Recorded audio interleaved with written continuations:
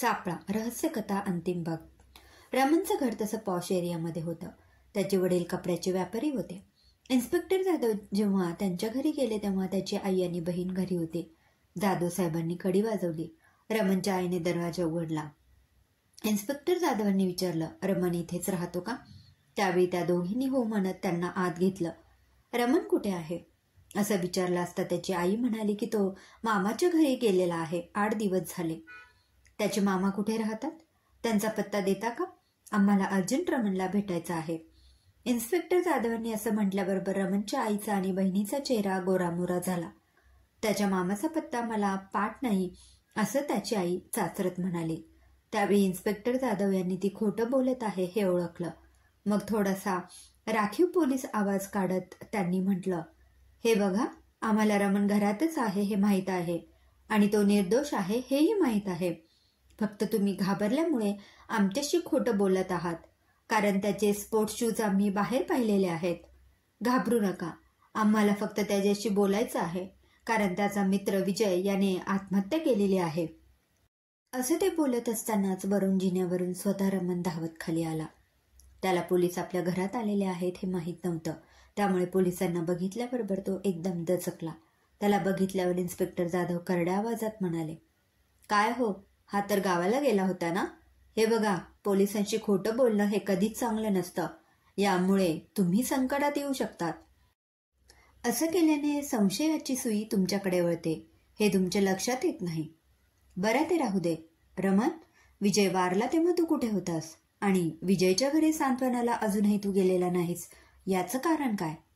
अजून दुसरी गोष्ट, तुझा फोन मला बघायचा आहे असं इन्स्पेक्टरांनी म्हटल्यावर रमणचा चेहरा पडला.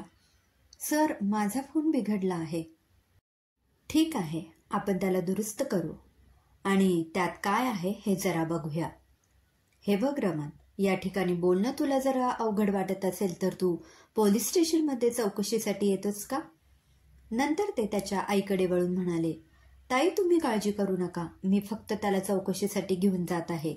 जेलमध्ये टाकणार नाही हा माझा शब्द, कारण त्याने काही गुन्हाच केलेला नाहीये. नंतर त्याला घेऊन ते पोलीस स्टेशनमध्ये आले. त्याला करड्या आवाजात इन्स्पेक्टर जाधव म्हणाले, हे बघ रमण, मला सगळं माहीत पडलं आहे. फक्त तुझ्या तोंडून ऐकायचं आहे की विजयने आत्महत्या का केली आणि त्यावेळी त्याच्यासोबत कोण मुलगी होती. असे इन्स्पेक्टरांनी म्हटल्याबरोबर रमण एकदम जोरजोरात रडायला लागला. त्याच्या पाठीवर हात ठेवून ते म्हणाले, रडू नकोस, फक्त मला खरी गोष्ट काय आहे ते सांग. रमण रडत रडत बोलत असतानाच फोन खणाणला. एक महिला पोलीस अधिकारी धावतच इन्स्पेक्टर जाधव यांच्याकडे आली आणि म्हणाली, सर, एक राकेश नावाच्या 18-20 वर्षाच्या मुलाने आत्महत्या करण्याचा प्रयत्न केला आहे. सध्या तो दवाखान्यात ॲडमिट आहे. राकेशचं नाव ऐकल्यावर इन्स्पेक्टर जाधव एकदम दचकले. हे काय सुरू आहे त्यांना कळेना. विजय, राकेश आणि रमण हे सगळे एकमेकांचे जवळचे मित्र होते. त्यापैकी विजयने आत्महत्या केली होती, दुसऱ्याने आत्महत्या करण्याचा प्रयत्न केला होता आणि तिसरा त्यांच्या समोर होता. या तीनही गोष्टींचा एकमेकांशी काही संबंध आहे का याबद्दल ते विचार करू लागले. त्यांनी रमणला घरी जायचा आदेश दिला. त्याचबरोबर इतर पोलिसांना त्याच्यावरती नजर ठेवायला सांगितली आणि स्वतः सेंट्रल हॉस्पिटलमध्ये राकेशला भेटायला निघाले. इन्स्पेक्टर जाधव हॉस्पिटलमध्ये पोहोचले. त्यावेळी राकेशवर इलाज सुरू होते. वेळेवर डॉक्टरांची मदत मिळाल्यामुळे तो लवकरच धोक्याच्या बाहेर येणार होता. इन्स्पेक्टरांनी डॉक्टरांना त्याच्याशी बोलण्याची परवानगी मागितली. डॉक्टर म्हणाले, तो शुद्धीवर आल्यावर तुम्ही त्याच्याशी बोलू शकता. राकेश शुद्धीवर येण्याची सगळेच जण वाट बघत होते. दवाखान्यात त्याचे आई वडील आलेले होते. आई सारखी रडत होती आणि वडील चिंतेने एरझारा घालत होते. इन्स्पेक्टर जाधव राकेशच्या आई वडिलांशी बोलू लागले. त्यांनी विचारलं, राकेशने अचानक असं पाऊल का उचललं? त्याचं कोणाशी काही भांडण झालं होतं का? आणि मुख्य म्हणजे तू मागच्या आठवड्यात कॉलेजमध्ये का गेला नव्हता याबद्दल तुम्ही चौकशी केली होती का? राकेश मागच्या आठवड्यात कॉलेजमध्ये गेला नव्हता ही गोष्ट त्याच्या आई वडिलांना अजिबात माहीत नव्हती, कारण यापूर्वी त्याने कधी कॉलेजला दांडी मारलेली नव्हती. शिवाय त्याचे मित्र विजय आणि रमण हे अतिशय चांगले मित्र होते. त्या दोघांबद्दल त्यांना अतिशय अभिमान होता. शाळेपासून मित्र असलेले हे मित्र कॉलेजमध्येही सोबतच होते. ते सगळे सोबतच अभ्यास करत, सोबतच खेळत, सोबतच राहत. सगळ्यांचे घरोब्याचे संबंध होते. त्यांच्याबद्दल कोणाचीच काही तक्रार नव्हती. विजयने आत्महत्या केली आहे हे तुम्हाला माहीत आहे का? असे इन्स्पेक्टर जाधवांनी विचारलं. त्यावेळी त्या गोष्टीचा राकेशच्या आईला खूप मोठा धक्का बसला. तिला ही गोष्ट माहीतच नव्हती. राकेशचे वडीलही याबाबतीत अनभिज्ञ होते. विजयने आत्महत्या करावी आणि त्या पाठोपाठ राकेशनेही तसाच प्रयत्न करावा ही गोष्ट खूप विचित्र वाटत होती. आयुष्याला नुकतीच सुरुवात झालेले हे युवक अशा मार्गाला लागावे ही गोष्ट खरोखर खेदजनक होती. अशी कोणती गोष्ट असावी की ज्यामुळे या मुलांना हा मार्ग अवलंबण्याची इच्छा व्हावी? असं कोणतं दडपण या मुलांवरती आलं होतं की त्यांना मृत्यूजवळचा वाटत होता? इन्स्पेक्टर जाधव विचार करून करून थकले होते. का कोणास ठाऊक त्यांना विजयाची आत्महत्या ही आत्महत्या वाटत नव्हती. यामागे काहीतरी भयंकर षडयंत्र आहे असं त्यांना वाटत होतं, ज्याला ही निष्पाप मुलं बळी पडलेली होती. आता जी 2 मुलं त्यांच्यासमोर होती त्यांना वाचवणं हे मुख्य काम होतं आणि दुसरं महत्त्वाचं काम म्हणजे विजयची ज्याने हत्या केली होती त्यालाही पकडायचं होतं. बरं, आजकाल राकेशचं वागणं काही बदललं होतं का? त्याला काही काळजी असल्यासारखं वाटलं होतं का? यावर प्रत्येक वेळी नाही सर असंच उत्तर मिळत होतं. आजकाल फक्त तो थोडा अबोल आणि उदास झालेला वाटायचा, त्याची आई म्हणाली. पण कदाचित अभ्यासाच्या तणावामुळे असावं असं मला वाटलं. तेवढ्यात राकेश शुद्धीवर आल्याचा निरोप आला. अगोदर त्याचे आईवडील त्याला भेटायला गेले. ते बाहेर आले. त्यानंतर इन्स्पेक्टर जाधव त्याला भेटायला गेले. तो शून्य नजरेनं छताकडे बघत होता. त्याचा चेहरा एकदम उदास दिसत होता. हॅलो राकेश, कसा आहेस? त्यांनी उल्हासभऱ्या आवाजात विचारलं. राकेशने एकदम वळून पाहिलं. समोर एकदम पोलीस दिसताच त्याच्या डोळ्यातून अश्रू वाहू लागले. राकेश, का रडतो आहेस? तू काही गुन्हा केला आहे का? नाही सर, पण मला आता जगावेसे वाटत नाहीये. का रे बाबा, तू काही गुन्हा केला आहे का? चोरी, दरोडा, खून वगैरे? त्यांनी त्याच्या नजरेत नजर घालून प्रश्न विचारला. नाही सर, तसं काहीच नाही. पण नाही मन लागत. आता जगून तरी काय करणार? सगळं संपलंच आहे. वेडा आहेस की काय तू? काहीही संपलेलं नाही. फक्त मला तू काय झालं आहे ते सांग. आणि हे मला अगोदर सांग की तुम्ही तिघही जण मागच्या आठवड्यात कॉलेज बुडून कुठं गेला होता? तो त्याच्या आई वडिलांसमोर काही बोलायला तयार नव्हता, म्हणून इन्स्पेक्टर जाधवांनी त्या दोघांना बाहेर जायला सांगितलं. ते दोघं बाहेर जाताच त्याने बोलायला सुरुवात केली. सर, मी, रमन आणि राकेश चांगले मित्र होतो. पण एक दिवस रमनने आम्हा दोघांना त्या घाणेरड्या पिक्चरच्या क्लिप्स दाखवल्या. त्यामुळे आम्ही खूप उत्तेजित झालो होतो. मग काय झालं? ते तर तुमचं वयच आहे असं वागायचं. जाधवांनी त्याला सहानुभूती दाखवत म्हटलं. मग पुढं काय केलं तुम्ही? आमची उत्सुकता, कुतूहल अजिबात थांबत नव्हतं. रात्रंदिवस आमच्या तिघांच्या डोक्यात तेच विचार फिरत होते. मग आम्ही रेड लाईट एरियात जायचा निर्णय घेतला. पण तेथेही आमची आत शिरायची हिंमत होत नव्हती. मग आम्ही परत फिरलो. एक दिवस अचानक विजयला पेपरमध्ये एस्कॉर्ट सर्व्हिसची जाहिरात दिसली. त्याने ती आम्हाला दाखवली. अर्थात एस्कॉर्ट सर्व्हिस म्हणजे काय हेच आम्हाला धड माहीत नव्हतं. पण विजयने नेटवरून त्या शब्दाचा अर्थ शोधून काढला आणि आम्ही विजयच्या फोनवरून त्या दिलेल्या नंबरवर फोन केला. त्या फोनवरून अतिशय गोड आवाजात कोणीतरी मुलगी विजयशी बोलत होती. तिने अगत्यानं आम्हाला बोलावलं. तिचा रेट सांगितला. आम्ही तिथं गेलो आणि पूर्ण बरबाद झालो सर. अरे, यात बरबाद होण्यासारखं काय आहे? तुमच्या वयाचे सगळेच मुलं असं वागतात. बरं, ज्या नंबरवर तुम्ही फोन केला होता तो नंबर तुला माहीत आहे का? नाही सर, असं म्हणून तो खूप जोरजोरात रडू लागला. डॉक्टरांनी त्यांना मध्येच थांबवत त्याला विश्रांतीची गरज असल्याचं सांगितलं. ते विचार करतच उठले. तेवढ्यात त्यांचा फोन वाजला. सर, अर्जंट हेडक्वार्टरला या.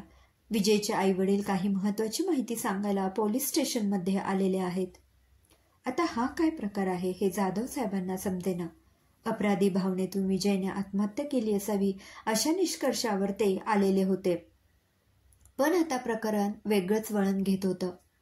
पोलीस स्टेशनमध्ये आलेल्या विजयची आई आणि बाबा त्यांना सामोरे गेले. त्यांच्यासोबत एक व्यापाऱ्यासारखी पगडी घातलेला माणूस होता.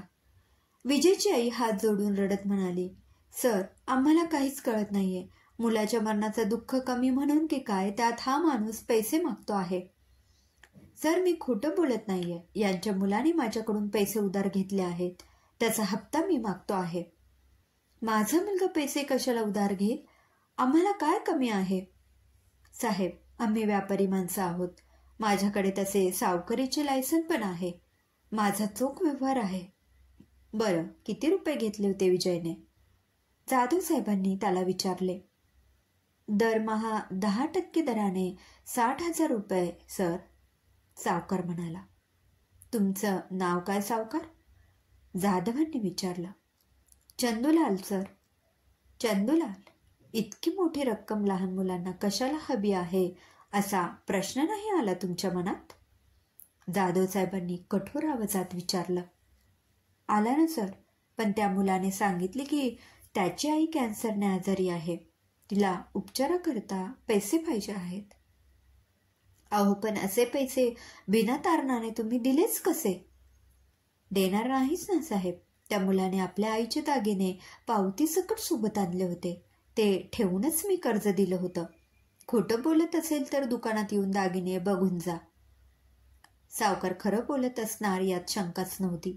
आता विजयच्या घरी जाऊन दागिने आहेत की नाही हे पाहणे आवश्यक होते. इन्स्पेक्टर विजयच्या आईवडिलांना घेऊन त्यांच्या घरी आले. धावतच जाऊन त्याच्या आईने दागिन्यांचा शोध घेतला आणि तिला आश्चर्याचा धक्काच बसला. तिजोरीत एकही दागिना नव्हता. सगळे दागिने नाहीसे झालेले होते आणि ते सावकाराच्या ताब्यात होते. इन्स्पेक्टर जाधव विजयच्या आई वडिलांना घेऊन सावकाराच्या पेढीवर आले. त्याच्याजवळच्या दागिन्यांचा पंचनामा करून ते दागिने आपल्या ताब्यात घेतले.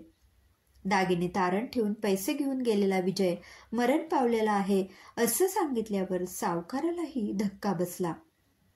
आता इन्स्पेक्टर जाधव यांच्या डोक्यात या आत्महत्येची पार्श्वभूमी स्पष्ट होऊ लागली.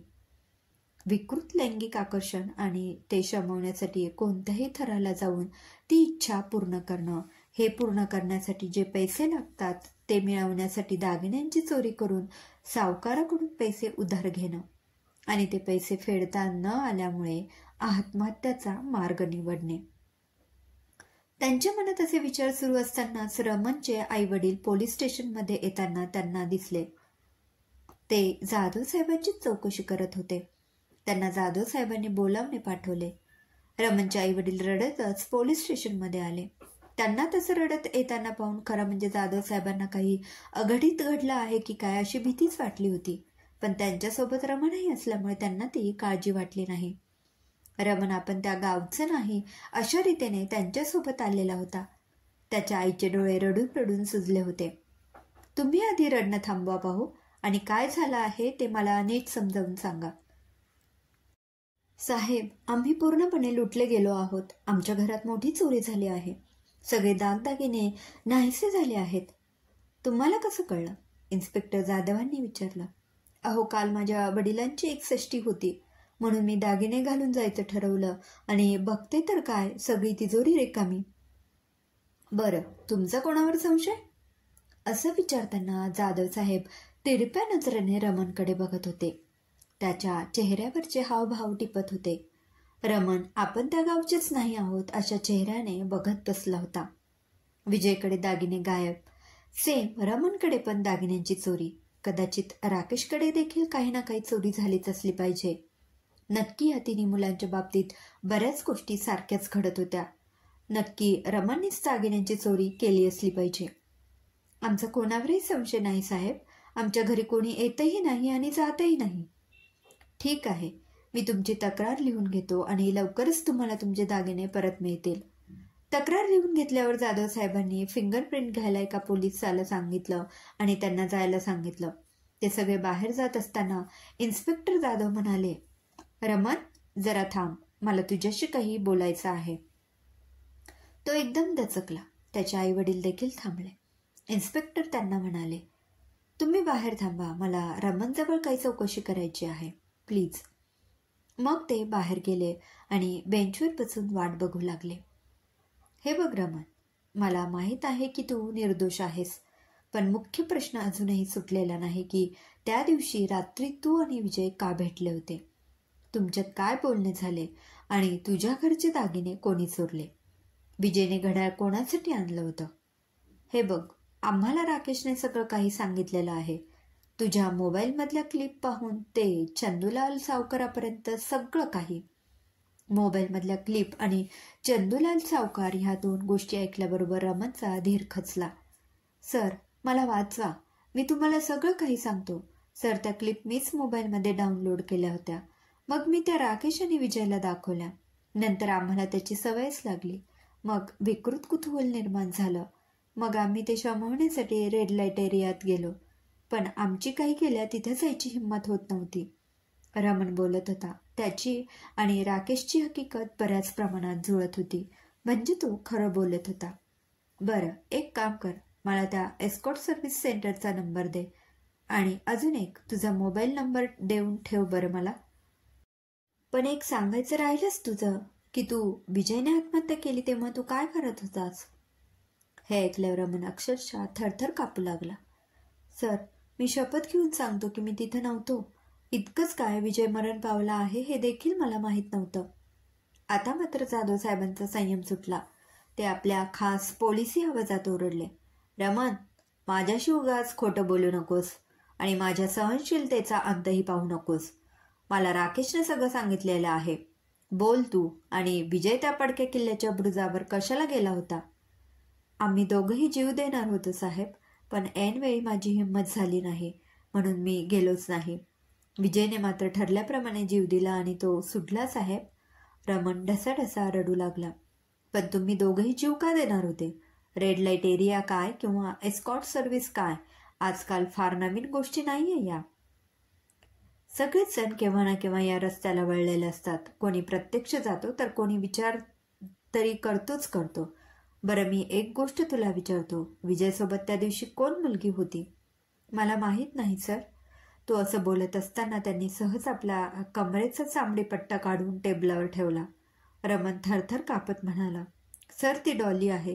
कांदिवलीला राहते. पण तुम्ही कांदिवलीला कशाला जात होता? साहेबांनी आपल्या ठेवणीतल्या आवाजात विचारलं. सर, आम्ही जात नव्हतो. तीच आम्हाला तिच्या घरी घेऊन गेली होती. तुझ्याजवळ डॉलीचा एखादा फोटो आहे का? नाही सर. तुला डॉलीचं घर माहीत आहे का? हो सर. तो खरं बोलतो आहे हे जाधव साहेबांना समजत होतं. ते म्हणाले, चल गाडीत बस, आपण कांदिवलीला जाऊ. त्याच्या आईबाबांची परवानगी घेऊन ते त्याला घेऊन कांदिवलीला आले. एका उच्चभ्रू सोसायटीत रमण त्यांना घेऊन आला. ज्या रूमवर त्यांना जायचं होतं ती खोली कोणीतरी रत्ना टेकाडे नावाच्या बाईने भाड्याने घेतलेली होती. पण घराला कुलूप होतं. वॉचमनने सांगितले की कालच त्या लोकांनी घर खाली केलं. मग त्यांनी सेक्रेटरीकडून घरमालकाला फोन केला आणि पोलीस स्टेशनवर यायला सांगितले. एक एक गुंता वाढतच चालला होता. जाधव साहेब रमणला घेऊन एका सामसूम रस्त्यावर आले आणि एकदम रागात ओरडले. रमण, तुला मुकाट्यानं खरं काय ते सांग. या ठिकाणी तुम्ही कशाला येत होता? रमण थरथर कापत रडायला लागला. सर, मी तुम्हाला खरंच सांगतो. आम्ही स्वतःहून इथं आलो नव्हतो. डॉली आम्हाला घेऊन आली होती. ही डॉली कोण आणि तुम्हाला कशी भेटली? कुठे भेटली? सांगतो सर. त्या दिवशी आम्ही एस्कॉर्ट सर्व्हिसला फोन केला आणि तिकडून येताना एका टॅक्सीतून डॉलीने आम्हाला स्वतःहून लिफ्ट दिली. त्यावेळी तिने ड्रिंक केलेलं होतं. मग ती आम्हाला घेऊन घरी आली. मग आम्ही तिला घरी सोडलं आणि आमच्या घरी आलो. बस एवढंच की अजून काही सांगायचं आहे तुला? आणि तुझ्या घरातून तू दागिने का चोरले? सर, मला माफ करा. मला पैशाची खूप गरज आहे. नाही तर मी जगू शकणार नाही.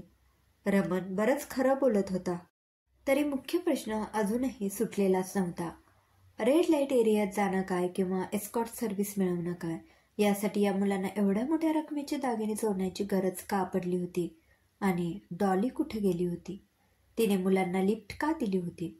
त्यांनी लगेच सायबर क्राईम डिपार्टमेंटला फोन करून विजय, राकेश आणि रमण यांच्या फोन कॉल्सचे डिटेल्स मागवले आणि त्यांच्या हातात एक नवीनच माहिती मिळाली, ज्या माहितीने चौकशीचा मार्गच बदलून टाकला. रमणच्या फोनवरून एक नंबरवर खूप वेळा कॉल केले गेले होते. इव्हन विजयच्या आणि राकेशच्या फोनवरूनही याच नंबरवर कॉल केले गेलेले आहेत. ह्या नंबरच्या व्यतिरिक्त अजूनही एक नंबर होता, ज्या नंबरवर देखील या तिन्ही मुलांना फोन आलेले होते. सगळ्या मुलांच्या फोनवर हे 2 नंबर सारखे भेटल्यामुळे जाधव साहेबांनी या नंबरवर जास्त लक्ष केंद्रित केलं आणि सायबर क्राईमला या नंबरच्या मालकांची माहिती कळविण्याचे आदेश दिले. यात एक नंबर चंदन मल्होत्रा नावाच्या माणसाचा होता. पोलीस जेव्हा या माणसाच्या घरी पोहोचले तेव्हा तो कामावर गेला आहे असं त्याच्या घरच्या लोकांनी सांगितलं. कुठं काम करतो असं विचारलं तर त्या प्रश्नाचं उत्तर त्यांना देता आलं नाही. जाधव साहेब काहीच बोलले नाही. त्यांनी बऱ्याच वेळा चंदनला फोन करून पाहिला, पण कदाचित त्याच्याकडे ट्रू कॉलर ॲप असावे त्यामुळे तो फोन उचलत नव्हता. थोडा वेळ वाट पाहून जाधव साहेब त्याच्या घरून निघाले. जाताना त्यांनी त्याच्या बायकोला बजावून सांगितलं की तो आल्याबरोबर त्याला पोलीस स्टेशनवर यायला सांगा. जरी तिने होकारार्थी मान हलवली तरी ती त्याला पाठवणार नाही आणि तो देखील इतका निर्ढावलेला आहे की अशा गोष्टींना तो भीक घालणार नाही याबद्दल त्यांना खात्री होती, कारण त्याची सगळी चौकशी त्यांनी अगोदरच करून ठेवलेली होती. चंदन हा एक दलाल म्हणून काम करत होता. त्याचबरोबर फोनवरून तो एस्कॉर्ट सर्व्हिस चालवत असे. तो इतका पक्का होता की त्याने या सर्व्हिसच्या नंबरचे पॉम्पलेट छापले होते. अनेक बारवाला, वेश्या आणि कॉलगर्ल यांच्यासोबत त्याचे संबंध होते आणि योग्य गिऱ्हाईक पाहून तो या मुलींचा उपयोग करून घेत असे. कोणत्याच गुन्ह्यात त्याचा प्रत्यक्ष सहभाग नसल्याने त्याचे अजून कोणतेच पोलीस रेकॉर्ड नव्हते, परंतु या गुन्ह्यात त्याचा नक्की काहीतरी हात असलाच पाहिजे याची जाधव साहेबांना खात्री वाटत होती. त्यामुळे ते जरी त्याच्या घरून निघाले तरी काही गुप्त पोलीस सहकारी त्याच्या घरावर पाळत ठेवायला ठेवले. ते समजू शकत होते की एस्कॉर्ट सर्व्हिस मिळवण्यासाठी विजयने चंदनला फोन केला असेल, पण सगळ्यात महत्त्वाचा प्रश्न होता की नंतर मात्र या तिन्ही मुलांच्या फोनवरून चंदनला वारंवार फोन का गेले होते. यासाठी चंदनची भेट होणं खूप आवश्यक होतं. पुन्हा राकेश आणि रमणची चौकशी करणं गरजेचं होतं.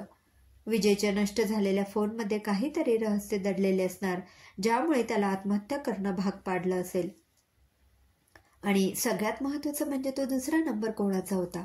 त्या नंबरवरून देखील विजय आणि राकेश आणि रमणला फोन आलेले होते. त्या नंबरवर देखील तिन्ही मुलांनी बरेच फोन केलेले होते. प्रकरण वाटत होतं तितकं सरळ नव्हतं. टेबलवरच्या पेपर वेटला गोल गोल फिरवत काहीतरी निश्चय करून जाधव साहेब उठले आणि त्यांनी जीप काढली.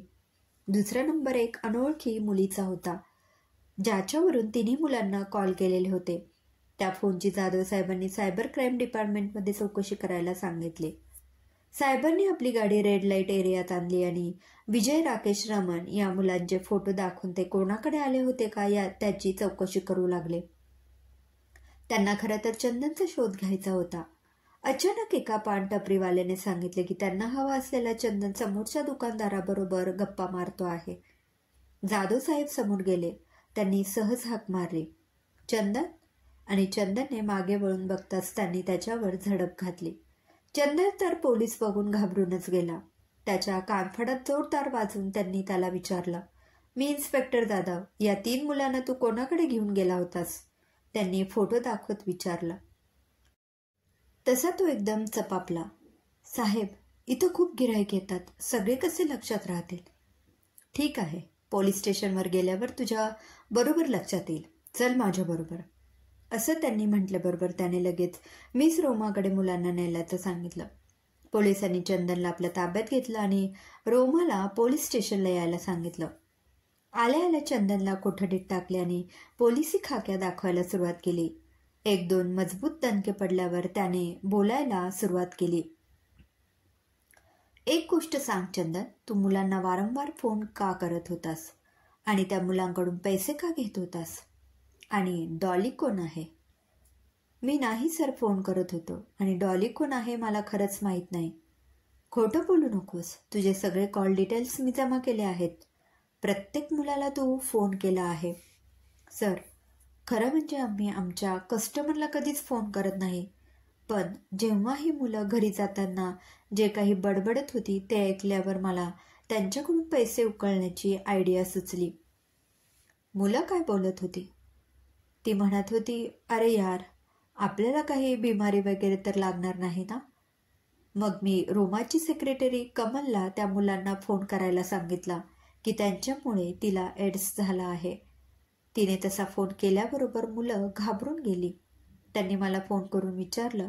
मी त्यांना सांगितलं की घाबरू नका, माझ्या ओळखीचे एक डॉक्टर आहेत, ते तुमची टेस्ट करून सांगतील, पण त्याला खूप खर्च येईल. मुलं बिचारी आजाराच्या नुसत्या विचारांनीच घाबरून गेली. त्यांनी प्रत्येकानं घरातून दागिने चोरून पैसे जमवले. मी त्यांचे खोट्या डॉक्टरकडून खोटे रिपोर्ट्स बनवले आणि पैसे उकळायला सुरुवात केली. त्यानं आपली गोष्ट सांगतात जाधव साहेबांची सनसनीत थप्पड त्याच्या कानावर एवढ्या जोरात पडली की तो कोलमडलाच. त्याला त्यांनी पोलीस कोठडीत टाकण्याचा आदेश दिला. आता पुढच्या प्रश्नाचं उत्तर दे, ही डॉली कोण आहे? तुम्ही जीव घेतला तरी मला सांगता येणार नाही साहेब, तो गयावया करत म्हणाला. मूर्ख माणसा, तुझ्यामुळे एका मुलाचा निष्कारण जीव गेला आहे, ते त्याच्याकडे जळजळीत नजरेने पाहत म्हणाले. त्यांनी आपली जीभ काढली. राकेश आणि रमनच्या HIV टेस्ट करायला सांगितल्या. आता त्यांना शोध घ्यायचा होता डॉलीचा. त्यांनी कांदिवलीच्या त्या सोसायटीच्या सेक्रेटरीला फोन केला. ताबडतोब भाड्याच्या घराचे अग्रीमेंट पोलीस स्टेशनला घेऊन यायला सांगितले आणि डोळे मिटून ते स्वस्थ बसून राहिले. किती वेळ गेला कोणास ठाऊक. कोणीतरी त्यांना कांदिवलीहून भेटायला आलं असल्याचं सांगितलं. त्यांच्यासमोर आता अग्रीमेंटवर लावलेला डॉलीचा फोटो होता. तो फोटो घेऊन ते राकेश आणि रमनकडे आले. दोघांनी ती डॉलीच असल्याचं सांगितलं. त्या दोघांना बघून जाधव साहेबांना खूप संताप आला. कसली बेजबाबदार मुलं होती ही. त्यांनी आपला खास पोलिसी आवाजात विचारलं. ही डॉली आहे हे तुम्ही मान्य केलं, चांगली गोष्ट आहे, पण तुमचा आणि तिचा काय संबंध ते सांगा सरळ रीतीने. सर, मी तुम्हाला आधीच सांगितलं आहे ना की तिने आम्हाला टॅक्सीतून लिफ्ट दिली होती म्हणून, रमन म्हणाला. मूर्खा, मला बनवू नकोस. इथे येण्यापूर्वी मी एका पोलिसाला किल्ल्याच्या पायथ्याशी असलेल्या दुकानदाराकडे पाठवलं आहे, ज्यानं डॉलीला ओळखलं की हीच मुलगी विजयसोबत किल्ल्यावर जाताना आली होती. खरं सांगा, तुमच्यात काय गुपित आहे ते, नाहीतर मी तुम्हाला देखील जेलमध्ये पाठवेल. जाधव साहेबांचा तो आवाज ऐकल्यावर दोघांनाही थंडी भरली आणि दोघांनी बोलायला सुरुवात केली. सर, त्या दिवशी रात्री आम्हाला चंदनने बोलावून आमचे HIV पॉझिटिव्ह रिपोर्ट्स आमच्या हातात दिल्यावर आमच्या तर पायाखालची वाळू सरकली. तो भयानक आजार, घराची बदनामी, सगळं भीषण चित्र डोळ्यांसमोर उभं राहिलं. आम्ही विजयला खूप बडबडलो. बराच वेळ निरुद्देश भटकत राहिलो. खूप दिवस आम्ही कॉलेज बुडवले होते. अभ्यासात मन लागत नव्हते. असेच भटकत असताना आम्हाला डॉली भेटली. ती तिच्या रूमवर घेऊन गेली. आम्हाला तेव्हा माहीत नव्हतं की आम्ही नव्या सापळ्यात अडकत आहोत. तिथं डॉलीने आमच्यावर बळजबरी केली. आम्हाला कशाची शुद्ध नव्हती. त्याचवेळी तिची मैत्रीण आमचे फोटो काढत होती. जाताना डॉलीने आमच्याकडून फोन नंबर घेतले आणि कधीही यायला सांगितलं. पण आम्ही घरी पोहोचायच्या आधीच आमच्या व्हॉट्सॲपवर डॉलीच्या बेडरूममधले आमचे फोटो आले आणि तिने आम्हाला पैसे आणून दिले नाही तर फोटो व्हायरल करायची धमकी दिली. आम्हाला तर काहीच सुचत नव्हतं. तिकडे चंदन तर इकडे डॉली ब्लॅकमेल करत होती. त्यासाठी आम्ही प्रत्येकाने घरात दागिन्यांची चोरी केली, तरी पैसे पुरत नव्हते. शेवटी विजयने त्याच्या बहिणीचं घड्याळ तिला देण्यासाठी चोरलं, पण तिला पैसेच हवे होते. शेवटी कंटाळून आम्ही जीव द्यायचं ठरवलं. विजय तर त्याच दिवशी खचून गेला. डॉलीने त्याला धमकी दिल्यानंतर त्याने बुर्जावरून उडी मारली आणि तो सुटला साहेब. रमन आणि राकेश दोघंही जोरजोरात रडत होते. जाधव साहेबांना त्यांची कीव आली. एका छोट्याशा चुकीमुळे एक जीव हकनाक केला होता आणि सगळ्यांची झोप उडाली होती. डॉलीचा शोध घेणं सोपी गोष्ट होती. त्यांनी तिचे फोटो मुंबई आणि इतर सगळ्या पोलीस स्टेशनला पाठवले. यात रोमाचा काहीच रोल नव्हता, पण तिची सहकारी कमल हिने प्रत्यक्ष गुन्ह्यात सहभाग घेतला होता. तिला देखील ताब्यात घेण्यात आले. दरम्यान काही दिवसांनी राकेश आणि रमनला पोलीस स्टेशनला बोलावले गेले. त्यांचे लॅब रिपोर्ट आले होते. जाधव साहेबांनी ते रिपोर्ट त्यांच्या आईवडिलांकडे दिले. त्यांच्या डोळ्यातून आनंदाश्रू वाहू लागले. दोघांचे रिपोर्ट्स नॉर्मल होते. विजय असता तर नक्कीच त्याचा रिपोर्ट देखील नॉर्मल आला असता. अचानक एक दिवस कर्जत पोलीस स्टेशनवरून फोन आला की त्यांना हवी असलेली डॉली आता कर्जतला तिच्या मैत्रिणीसोबत एका उच्चभ्रू सोसायटीत भाड्याने राहत आहे. ती काय करते, कुठं जाते यावर पोलीस लक्ष ठेवून आहेत.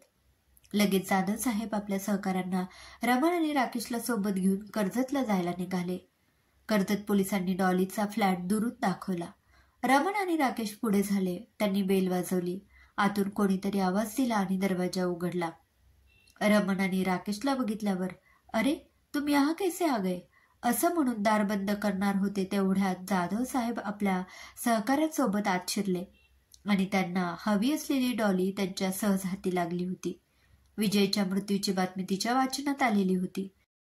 कदाचित पोलीस आपल्यापर्यंत पोहोचतील या भीतीने तिने कांदिवलीचा फ्लॅट सोडून दिला होता, पण इतक्या लवकर ते आपल्यापर्यंत पोहोचतील अशी तिला अजिबात अपेक्षा नव्हती. कोर्टात डॉली, चंदन आणि कमल यांच्या विरुद्ध खटला भरला गेला.